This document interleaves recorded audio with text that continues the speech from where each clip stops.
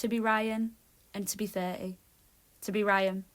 Like on Danny Dyer's Deadliest Men, or Louis Theroux on Weird Weekends, or Ross Kemp in Living with Ross Kemp, I've always been trying to figure you out.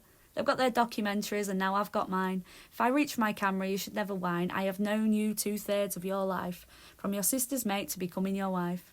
Some Ryan research. Ryan comes from an Irish name and can mean little king. Notable Ryans: Ryan Dunn, Ryan Giggs, Ryan Gosling, Ryan Reynolds, Ryan Sampson, and you were all born in November too. You and the Ryans should drink together and talk your views on Ryan ways with Ryan news with Ryan badges all sipping booze. You could discuss how your name is ranked 57th or that it means illustrious. To be illustrious is to be well known, well respected and admired. That's quite nice. To be Ryan and to be 30, the 7th of November in 1992 was a Saturday. According to archives, it was 11 degrees and it was sunny. Welcoming a baby all bald and gummy, whilst the baby looked around for the very first time and who faces bright lights and wondrous sounds, he'd be wrapped up in love and drowned in smiles whilst everyone else went out on the tiles. I imagine that Saturday in 92, parties and people drinking Archers and Taboo. The Mondays were singing, stinking, thinking to girls in skirts with reef bottles clinking. End of the road songs by Boys to Men. We'll have couples slow dancing by 9:45, singing It's Unnatural. You belong to me, I belong to you. Texting and the internet does not exist yet, so the news of the baby travels only by word. With it being a Saturday, it was more likely slurred. To be Ryan, now 30. At 30, he loves drum solos with his eyes squeezed tight, driving his van on the left, not the right. He likes old men in pubs who have warm souls and shiny eyes. They've got friendly dogs and they've got to be wise. He likes a well-thought-out aperitif. I wish I could take him to one of them parties where they come out on trays. I'd leave him there for days and days to graze. At 30, he likes to be with others. He does not like to be alone. If he tells you he likes to be alone, he is lying. Ryan likes to have his hair smoothed with a hot brush.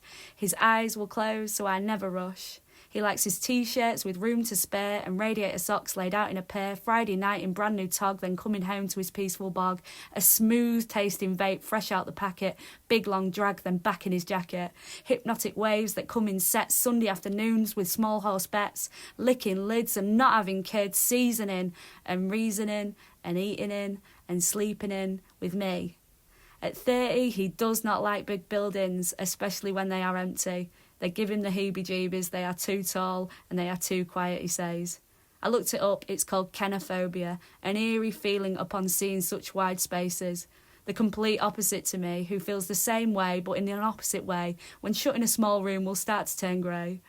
One more thing I've learnt whilst figuring out Ryan is his favourite thing to see something in pieces and put it back together. He's done it since he was small. He loves the pieces, the cogs, springs, bearings, gears, rivets, pumps, shims, spacers, fixing clips, quick release pins, hinges, cranks, pulleys, levers, valves, especially when they're old. His talent doesn't just lie with old engines though, for I am the proof. There's nothing he cannot fix or fully restore. To be Ryan, to love and adore, for richer, for poorer, till death do us part. Thank you, Ryan, for finding the time in your 30 years to find the pieces of me and put them back together. For now until forever, may we glide through life, husband and wife, with the same love for each other, our matching heart eyes under warm orange skies, flying more years around the sun, happily counter-clockwise.